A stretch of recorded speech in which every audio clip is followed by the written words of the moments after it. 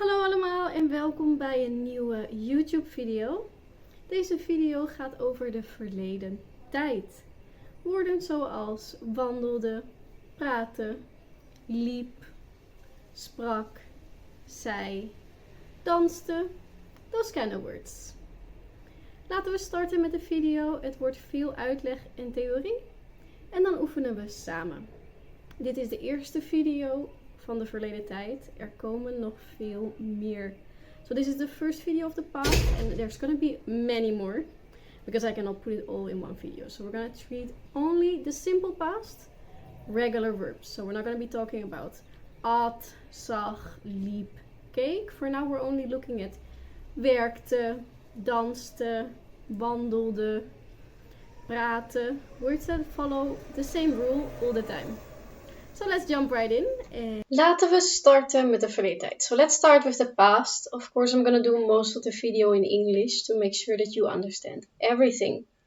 I first want to introduce you to the word soft ketchup with an X. That might seem like a very random word, but it's not. We're gonna use these letters to later decide if we're gonna have a T version or a D version of the past. Now it will be very difficult to remember the S, the F, the T, the K, the C, the H, and the P and the X separately on their own. So we use this little trick, soft ketchup, to remember all those letters. So we're only going to talk about the simple past, onvoltooid verleden tijd. So the uncompleted past basically. We're only going to talk about this. And we're going to talk about this time that in English would be I walked, I talked, I danced. So it's not I have been, I have seen. We will keep that for a later video. First, to keep in mind, there is a list of irregular verbs that don't have these rules. In another video, we will talk about all these verbs. But if you want a list, let me know and I will make a video on that, of course, as well. Just give me a few days. So, we're going to use these words that are normal. There are only 5 steps in making the past. So if you have your pen and paper, start writing down the steps so you can follow them each and every single time. There is no guessing in the past, okay? It's just following the rules. Because once you start guessing and following your instinct, you will fail because it looks like it should not look the way it looks. Your first step here, number 1, is remove en.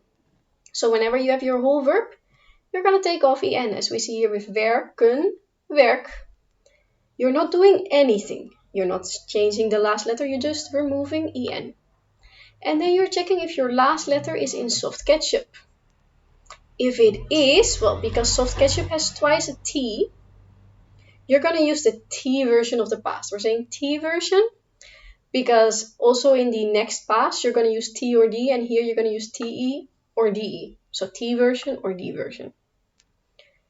Here we see werken. Well, K, the last letter, K is in soft ketchup here. So I decide to use, yes, I'm going to use T version. And then it will be ik werk, because step 3 is to make the I version. This is a very important step that we first check soft ketchup and then we make an I version. Later you will see why. Then I add TE or DE to my I version. Well, I decided T, so it becomes werkte. Now, if it's a plural, you're going to add an N. Werkten. So ik, jij, u, hij, zij, het werkte. If it's singular, it's werkte.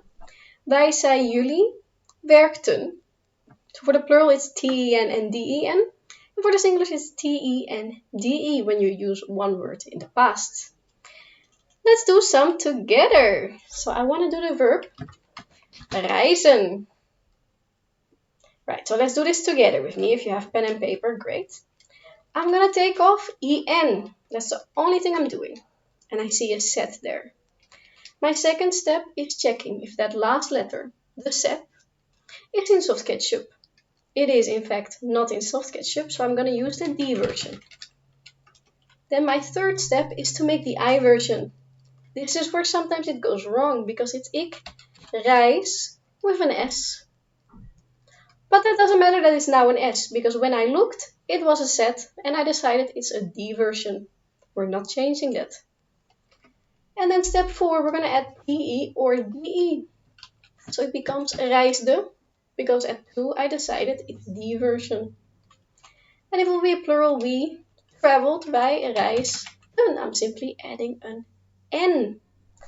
So pay attention, you remove en, and then you decide, is it soft ketchup or not?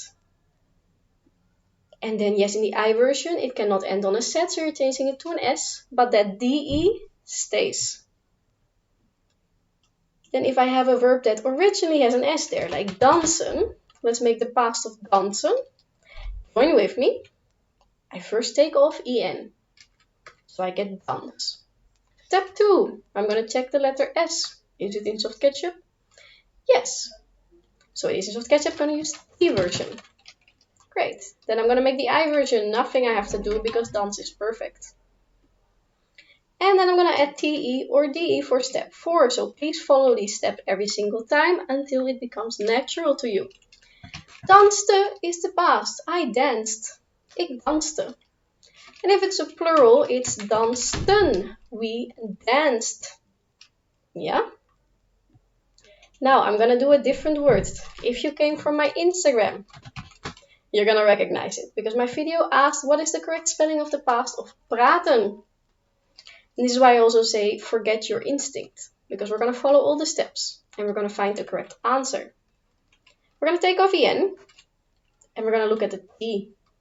Step 2, is tea in soft ketchup? Yes, it is in soft ketchup, so I'm going to use the T version. Step 3, don't forget step 3. We need to make the I version. Now, because the A is long in praten, ik praat, it's not ik praat. So I need to double the A. It becomes ik praat. Now, between step 3 and 4, there is nothing about fixing spelling or anything. It just says add te or de. And that's exactly what we are doing. We take the I version, we add te, and we don't look back. Because it becomes a very ugly word, praatte, and even uglier for the plural. Because how am I even supposed to tell the difference between praten and praten? You would have to know the context. So these are the correct spellings of the past of praten. Double A, double T. If you followed all these steps, you would have gotten to this. But a lot of people are fixing the spelling, taking out A, taking out T. In the past, we don't do that. Everywhere else, we're fixing the spelling. But in the past, it's I version, adding te or de. So we fix the spelling of the I version, and then we just glue de and te at the end. That's it, okay? So for example, with a word like raden, which is to guess, we're going to do the same thing. We're going to check the last letter. We're going to take off en. Is the D in soft ketchup? Nope. So we have the version. Oh, we have de. Step 3, the I version. I again need to fix the spelling. Raad. I'm going to add te or de. Raden. And raden. So it's I version. De or te. No looking back. And an N if it's a plural. Let's do a one more, which is verven. You can pause it for a second to find the answer. I'm going to do it quick, but you can pause it and then come back. Of course, we're going to take off en. There is a V. Is V in soft ketchup? No, it's not in soft ketchup. So at 2, we're going to write the version, right? And at the 3rd, I'm going to make the I version. Remember, words can never end on a V or a Z. So we're changing the V to an F. Ik verf. Now to that I version, we're going to add te or de. So is it ik verfde?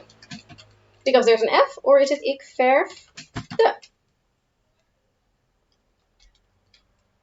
Well, of course, it's going to be verfde, because we decided the I version.